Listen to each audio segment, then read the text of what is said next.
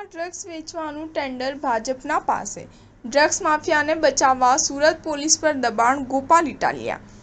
સુરત શહેરમાંથી ડ્રગ્સ કેસમાં ઝડપાયેલા ભાજપના યુવા મોરચાના સક્રિય કાર્યકર સામે માફિયા ગેંગની કલમ દબાણના કારણે લગાવવામાં ન આવી હોવાનો આક્ષેપ આપના નેતા ગોપાલ ઇટાલિયાએ કર્યો છે.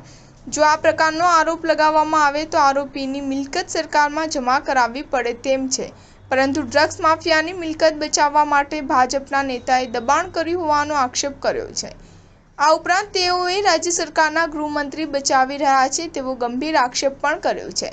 સુરતમાં આમ આદમી પાર્ટીના નેતા ગોપાલ ઇટાલિયાએ પત્રકાર પરિષદ કરી હતી. તેમાં સુરતના ડ્રગ્સ કેસમાં રાજ્યના ગૃહમંત્રી સહિત ભાજપના નેતાઓ સામે ગંભીર આક્ષેપ કર્યા હતા.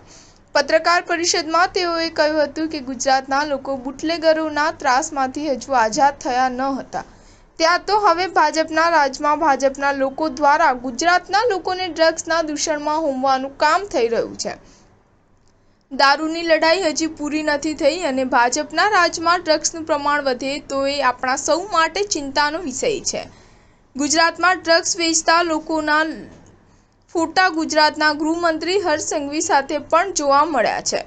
આમ જોતા લાગી રહ્યું છે કે આખા ગુજરાતમાં ડ્રગ્સ વેચવાનું ટેન્ડર ભાજપના નેતાઓએ લઈ લીધું છે. આજે બધાને ખ્યાલ છે કે દારૂના ધંધામાં ભાજપના કયા કયા નેતાઓ ભાગીદાર છે અને હવે ડ્રગ્સના ધંધામાં જે રીતે ભાજપના નેતાઓ પકડાઈ રહ્યા છે તે જોઈને લાગી રહ્યું છે કે ડ્રગ્સનો ધંધો પણ ભાજપના નેતાઓ જ કરી રહ્યા છે.